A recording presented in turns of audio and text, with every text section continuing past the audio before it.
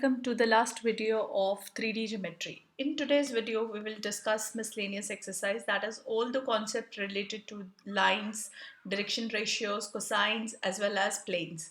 Let's talk about the first question, children. Show that the line joining the points, the origin to the point. So origin means the first point is 0, 0, 0 and passing through 2, 1, 1. And there is another, this is line 1 suppose, and line 2. I will just explain you the logic. 3 5 minus 1 and 4 3 minus 1, children.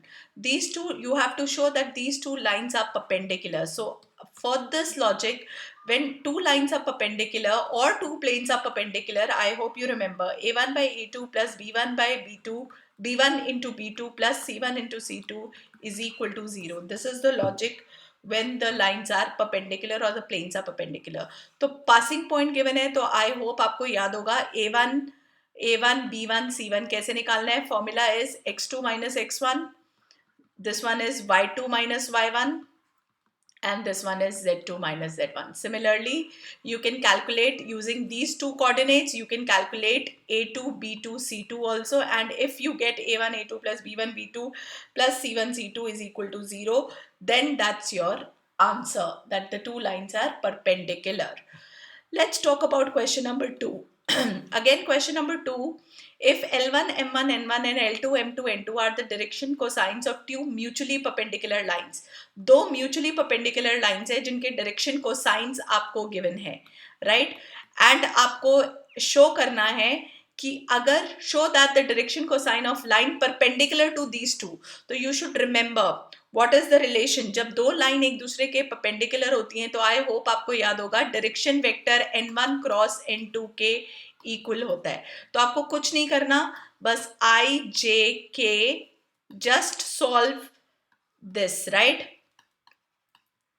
And L2, M2, N2, and just solve what will be the direction. This will be n vector. N matlab Li cap plus Mj cap plus Nk cap.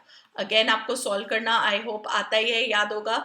That is M1 M2 minus M2 N1 I cap minus J आता है यहाँ पे क्योंकि इसकी position, right, you remember the position is 1 2, तो negative sign आएगा. Again L1 L2 minus L2 N1 plus K cap and L1 M2 minus L2 M1. And if you equate the coefficient, check करिए, L will be equal to this. This is M1 N2, children. Okay. M will be equal to this with a negative sign, तो sign change हो जाएंगे, यानी कि ये negative और ये positive हो जाएगा. Just don't forget to change the sign, and N will be this, the way you want. Right? That is question number 2 for you. Let's talk about question number 3. Again, direction ratios given है और आपको angle निकालना है. तो I hope याद होगा cos theta equals to a1 a2 plus b1 b2 plus c1 c2 upon under root of a1 square plus b1 square plus c1 square into under root of a2 square plus b2 square plus c2 square. That is the logic of question number 3 for you, where direction ratios are already given for the lines. Lines और planes के angle formula same है, right? Question number 4. एक ऐसी equation जो pass करती, जो एक find the equation of a line passing through x axis, क्योंकि वो x axis से pass करती है parallel to the x axis and passing through origin. Now the equation is parallel to x axis, right, children? So if the equation is parallel to the x axis, then if you remember, this is x minus x1 by a is equal to y minus y1 by b is equal to z minus z1 by c. अब passes through origin का मतलब तो हो गया 0 0 0. तो ये तो clear है कि कोऑर्डिनेट्स जो हैं x1 y1 z1 के ये हैं. अब क्योंकि लाइन पैरेलल है x एक्सिस के, line is parallel to x axis, right children, इसका मतलब क्या हो गया, जो डायरेक्शन रेशियोज हैं A B C, so obviously a as it is, b will be 0 and c will be 0, right? So only this coordinate, so that is x minus 0 by a is equal to y minus 0 by 0 is equal to z minus 0 by 0, right? That is how. And if I want x by a equals to y by 0 is equal to z by 0, that is how the equation of line equals to lambda. अगर मैं a को उधर ले जाऊं तो ऐसे भी equation हो सकती है, x by 1 is equal to y by 0 is equal to z by 0 is equal to a. So whatever you want to write, okay, both answers are correct. All right children, now let's move ahead. Question number 5, again coordinates given है ए B सी और D के, angle find करना है। तो आप जब A B find करोगे तो आपके पास a1 b1 c1 आ जाएगा। अगेन फॉर्मूला याद है, x2 minus x1 y2 minus y1 z2 minus z1, right. Similarly C D जब आप यूज करोगे तो अगेन आपके पास a2 b2 c2 आ जाएगा। अगेन आपको सेम फॉर्मूला, बस कोऑर्डिनेट्स सी और डी के लेने हैं, right. That is question number 5। और फिर इसका एंगल फाइंड करना है। तो अगेन कॉस थीटा का फॉर्मूला आपको याद ही है, a1 a2 right plus b1 b2 plus c1 c2 upon their individual mods, right. So that is the formula of cos theta which you will apply in question number 5. Let's talk about question number 6. Question number 6 में again find the value of K such that the lines are perpendicular. So अगर एक line दूसरी line के line 1 perpendicular होती है line 2 के, again logic याद होना चाहिए, a1 a2 plus b1 b2 plus c1 c2 equals to 0। तो चेक करिए, ये a1 हो गया क्योंकि x का कोफिशिएंट 1 है। ये याद रखिएगा लाइन स्टैंडर्ड फॉर्म में होनी चाहिए, यानी कि x y z के coefficient 1। This is a1, this is b1, this is c1, this is a2, this is b2 and this is c2, since सबके कोफिशिएंट ऑलरेडी 1 1 गिवन थे। तो आप इसमें पुट कर दीजिए, k की वैल्यू निकाल लीजिए, right. That is question number 6। Question number 7, find the vector equation of a line passing through. Passing through means a vector given है and perpendicular to the plane. Now let me show you this using a figure. एक line जो इससे pass करती है और and perpendicular to the plane, मतलब suppose करिए ये एक प्लेन है, okay, this is a plane vector equation of कोई एक लाइन है जो प्लेन के परपेंडिकुलर है। This is a line, suppose this is L, जिसकी इक्वेशन ऑफ लाइन जो आपने फाइंड करनी है। अब ध्यान से देखिएगा जो मैं दिखाना चाह रही हूँ। प्लेन का जो डायरेक्शन वेक्टर होता है वो, I am sorry, let me just draw a perpendicular line, straight line। Plane का जो परपेंडिकुलर जो डायरेक्शन होता है, आपको याद होगा प्लेन का जो एन वेक्टर होता है वो लाइन के वो प्लेन के परपेंडिकुलर होता है। सो कैन आई से, और लाइन का जो डायरेक्शन वेक्टर होता है चिल्ड्रन, लाइन का जो बी वेक्टर होता है वो लाइन के पैरेलल होता है। तो can I say in this case B and N vector is same. So check करिए, ये तो आपका ए वेक्टर हो गया यानी कि पासिंग वेक्टर हो गया, और ये जो है आपका एन वेक्टर तब होगा जब ये पॉजिटिव होना चाहिए। तो again r vector dot minus i cap minus 2j cap plus 5k cap equals to 9। इसको मैंने सबके साइन को चेंज कर दिया क्योंकि ये 9 को मुझे पॉजिटिव रखना है, क्योंकि डिस्टेंस होता है ना यहाँ पे, वो पॉजिटिव होना चाहिए। तो चेक करिए, ये आपका पोजीशन वेक्टर, ये आपका बी वेक्टर हो गया, लाइन का पैरेलल वेक्टर, राइट, जो कि प्लेन की ही डायरेक्शन है। आई होप मैंने डायग्राम में बहुत क्लियरली एक्सप्लेन कर दिया है। तो equation of line passing through a point and parallel to a given vector is this. So a vector इन्होंने दे ही दिया, 1 i cap plus 2j cap plus 3k cap, and b vector ये हो ही गया। तो that is how you will do question number 7। Okay, let's move ahead. Find the equation of a plane passing through this. Plane passing through means again a vector and parallel to another plane. So basically दो plane parallel है। Again इसको एक figure से, छोटे से figure से मैं explain करती हूँ। Just give me 1 minute. Suppose ये एक प्लेन है, ओके, और ऐसे ही मैंने एक और प्लेन ले लिया।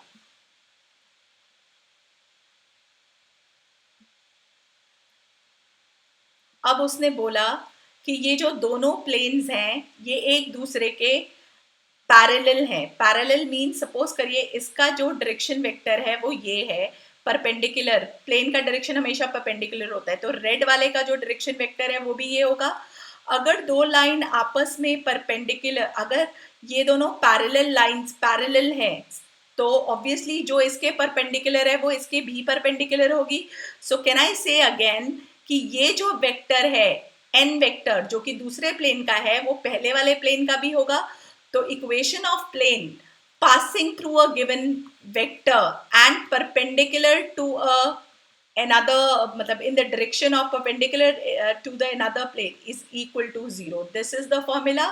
Again हमें n vector already, a vector हमें उन्होंने ऑलरेडी दे दिया है जो कि क्या है, a I cap plus b j cap plus c k cap, and n vector हमने ऑलरेडी बोला कि वो यही वेक्टर होगा। अगेन आई होप मैं क्लियर हूं कि n वेक्टर क्यों होगा, क्योंकि अगर दो प्लेन एक दूसरे के पैरेलल हैं बेटा तो उनका जो परपेंडिकुलर वेक्टर होगा वो सेम होगा दोनों का।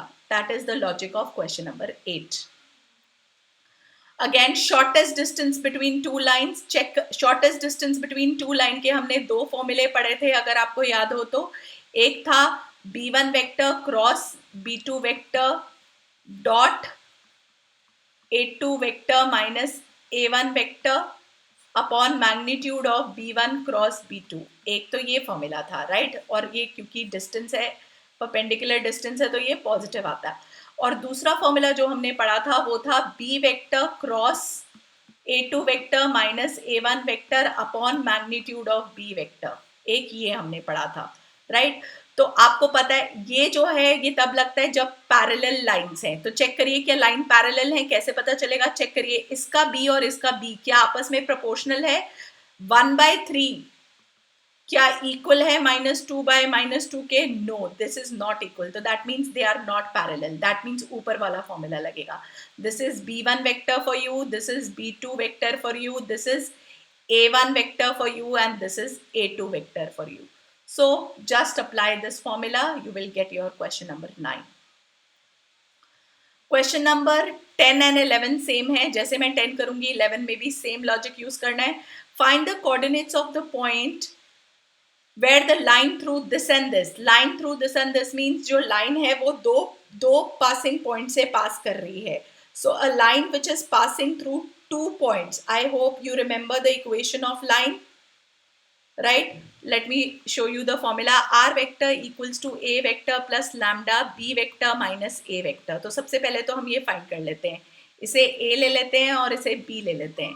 तो ये हो गया a vector that is 5i cap plus j cap plus 6k cap plus lambda times b minus a. So 3 minus 5 is minus 2i cap, 4 minus 1 is 3j cap, 1 minus 6 is minus 5k cap। ये आ गया, ये मेरा r vector आ गया। तो अगर मैं चाहूं तो r vector xi cap plus yj cap plus zk cap होता है, right children? This is my equation number 1 and मैं यहाँ पे i cap वाले एक साथ लिख लेती हूँ। तो 5 minus 2 lambda i cap plus j cap वाले एक साथ, 1 plus 3 lambda j cap, k cap वाले एक साथ, 6 minus 5 lambda with k cap. Now check, can I say x जो है वो 5 minus 2 lambda है, y जो है क्योंकि दोनों equal vectors है राइट, ये है, और जो z है वो ये है।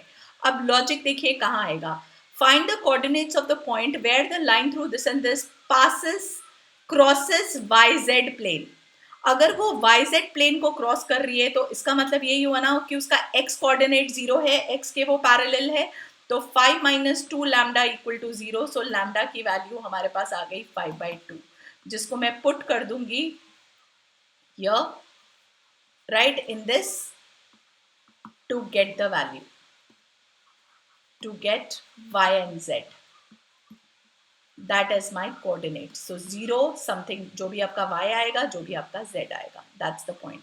Similarly जब आपने क्वेश्चन नंबर 11 करना है इसी लॉजिक से एग्जैक्टली चलना है, लेकिन अब आपको क्या करना है, it crosses through z x plane, यानी कि आप y कोऑर्डिनेट को इक्वल टू 0 रखोगे। क्वेश्चन नंबर 11 में जो 1 प्लस 3 लैम्डा है वो 0 आएगा, यानी कि जो लैम्डा की वैल्यू है वो -1/3 आ जाएगी. That's the change. Okay, all right. Similarly question number 12 का लॉजिक भी थोड़ा थोड़ा मैच करता है, लेकिन late me show you. Question number 12 children, find the coordinates of the point where the line through this and this. Line through this and this means again वही वाला r vector is a vector plus lambda b vector minus a vector, जो मैंने पिछले में use किया था. Crosses this, तो again इसमें a vector की जगह ये डालेंगे, b vector की जगह ये डाल देंगे, और मैं अगेन जैसे मैंने पिछले क्वेश्चन में इक्वेट किया था i cap j cap k cap, तो मेरा x आ जाएगा, y आ जाएगा एंड z आ जाएगा. This will be something in lambda terms, right. और चेक करिए, उसने बोला है कि ये जो लाइन है वो प्लेन को क्रॉस करती है, तो ये जो सारे x y z in terms of lambda आएंगे, it will satisfy the plane, right, satisfy the plane. और आपके प्लेन में जब आप x y z in terms of lambda put कर दोगे तो आपके लैम्डा की वैल्यू आ जाएगी. You will get the value of lambda. And once you will get the value of lambda, you can put it back here, put in 1 to get your equation. That is how you will do question number 12. Okay, let's talk about question number 13. Find the equation of the plane passing through this. Passing through means again a vector हो गया, right, and perpendicular to each of the plane. अब एक plane है जो कि plane 1 वो perpendicular है P2 के भी एंड P3 के भी, तो ये क्लैरिटी हो जानी चाहिए. जो डायरेक्शन वेक्टर होगा वो होगा n1 vector cross n2 vector. That's the only thing which you should know. So इसका n1 वेक्टर क्या है? n1 vector is 1i cap plus 2j cap plus 3k cap, and n2 vector is 3i cap plus 3j cap plus 1k cap, right. तो n1 cross n2 find करना आता ही है, a given ही है. तो equation of a plane passing through a point and perpendicular to a given vector is this. तो आपको a vector given है, n वेक्टर हमने इस फॉर्मूले से निकाल ही लिया. सो इस पूरे क्वेश्चन नंबर 13 का लॉजिक सिर्फ इतना था कि अगर एक प्लेन 2 के परपेंडिकुलर है तो उसका जो डायरेक्शन है वो क्रॉस प्रोडक्ट के इक्वल होगा. This is the only thing which you have to remember. That is how you will do question number 13. Let's talk about question number 14. Again 14 में single formula लगना है. I hope you will remember. एक point का distance from a plane. You remember the formula? ax1 plus by1 plus cz1 plus minus जो भी d है upon under root of a square plus b square plus c square.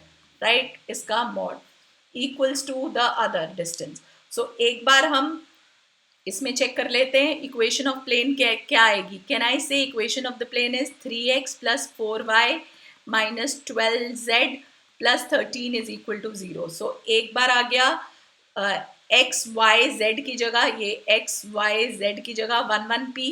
So 3 plus 4 minus 12 into p plus 13 upon under root of 3 का square plus 4 का square plus minus 12 का square. ये और equidistant है दूसरे पॉइंट के जो कि ये है. अब क्या आएगा?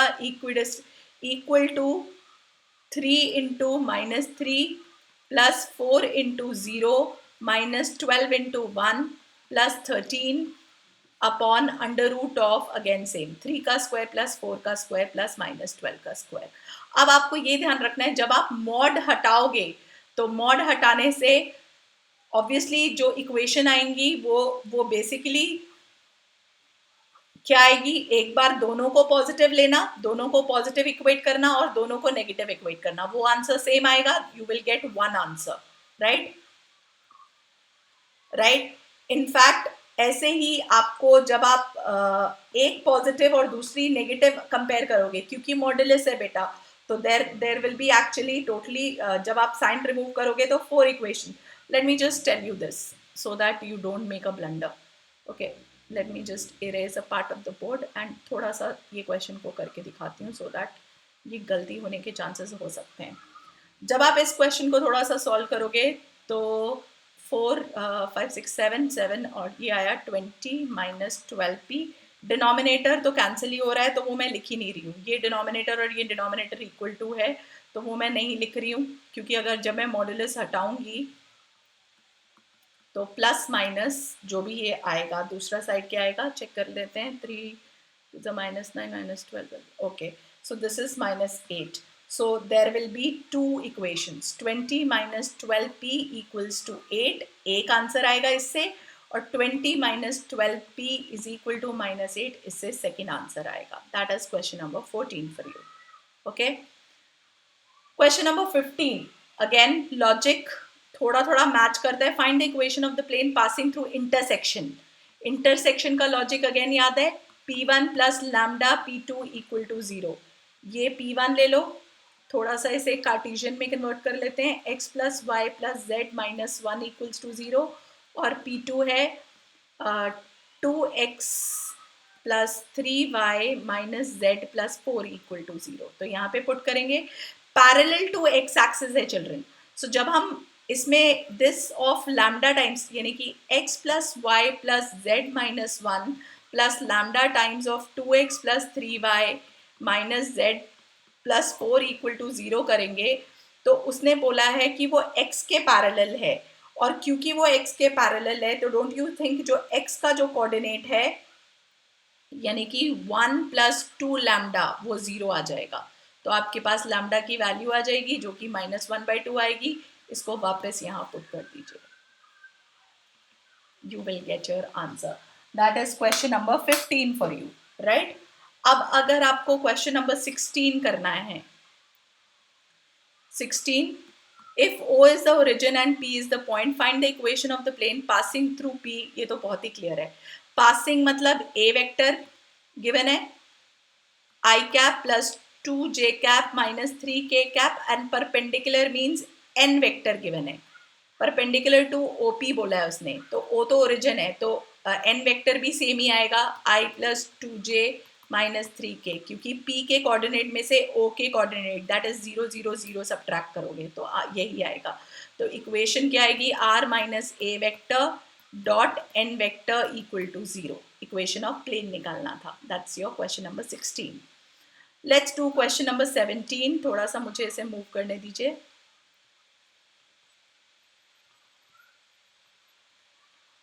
Now, what is question number 17? Again, logic थोड़ा सा देखते हैं. Find the equation of the plane containing the line of intersection of plane this and this. तो ये P1 है और ये P2 है. Again, intersection means P1 plus lambda P2 equal to 0. That is the equation of plane. So that is x plus 2y plus 3z minus 4 plus lambda times 2x plus y minus z plus 5 equal to 0. तो थोड़ा सा combine कर लेते हैं. 1 plus 2 lambda x plus 2 plus lambda y plus 3 minus lambda z minus 4 plus 5 lambda equal to 0. Right. अब ये जो plane आया है, सपोज ये P3 है,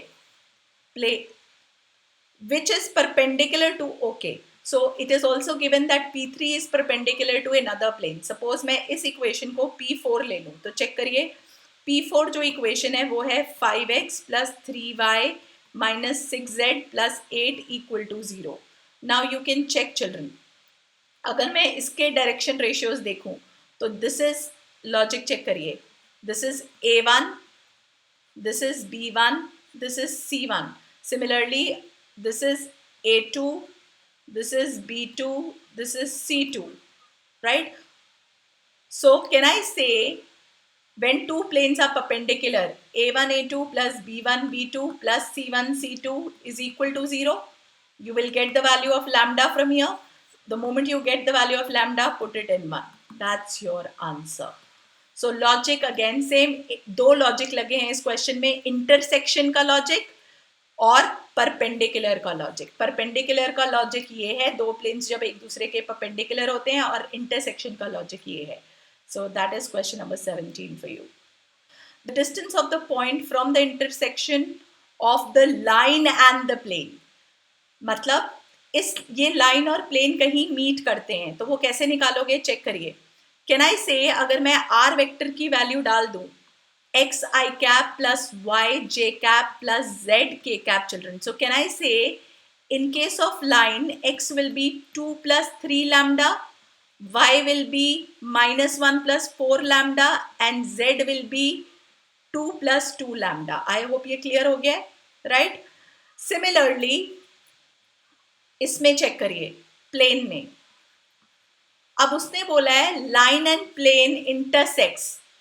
So can I say this will satisfy the equation of line as line intersects plane.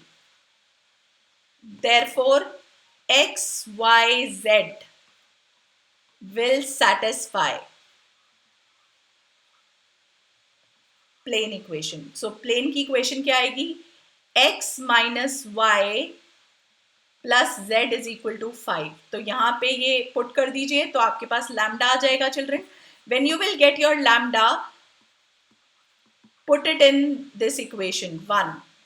So you will get x, y and z children. अब हमें इस पॉइंट से पॉइंट ऑफ इंटरसेक्शन का distance निकालना है. तो आपको फॉर्मूला याद है जो आप डिस्टेंस फॉर्मूला लगाते थे between 2 points, x2 minus x1 का whole square plus y2 minus y1 का whole square plus z2 minus z1 का whole square. So you can take this as anything. Suppose आप चाहो तो इसे x1 y1 z1 ले लो और इसको x2 y2 z2 ले लो. The order will not matter. I hope you remember, क्योंकि होल स्क्वायर है, राइट?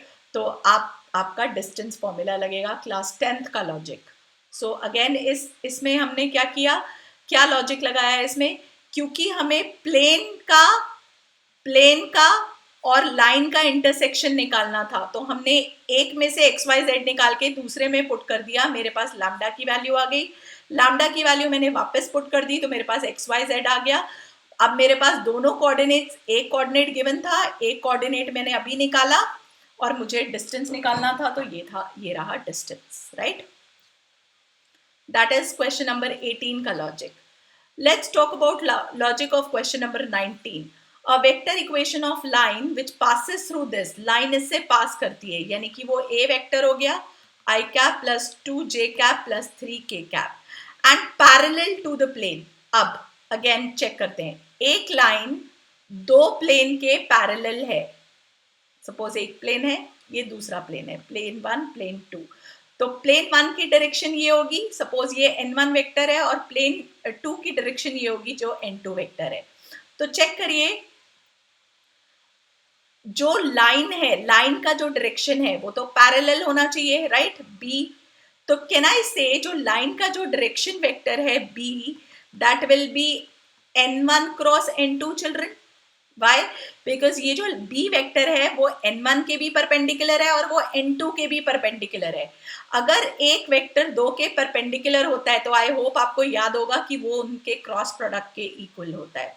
तो this is n1 vector for you and this is n2 vector for you, and you can calculate b vector.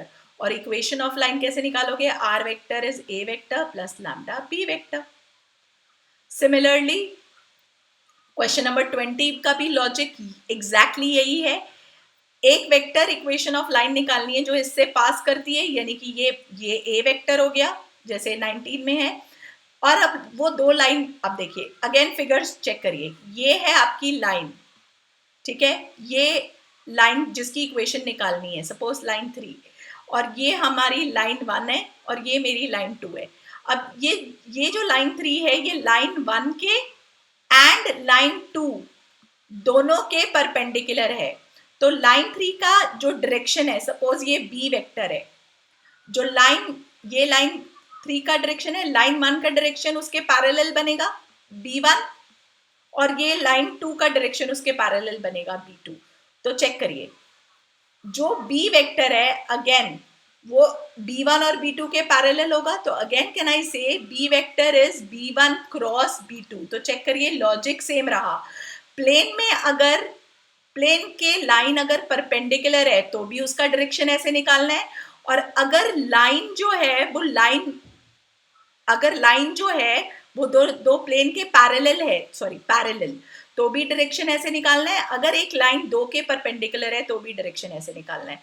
So this is your B1 vector, 3i cap minus 16j cap plus 7k cap, and उसके denominator again coefficient of x y z 1 होना चाहिए, ये clarity कर लीजिएगा. B2 vector 3i cap plus 8j cap minus 5k cap. तो B vector आ गया, A vector given है, again same formula.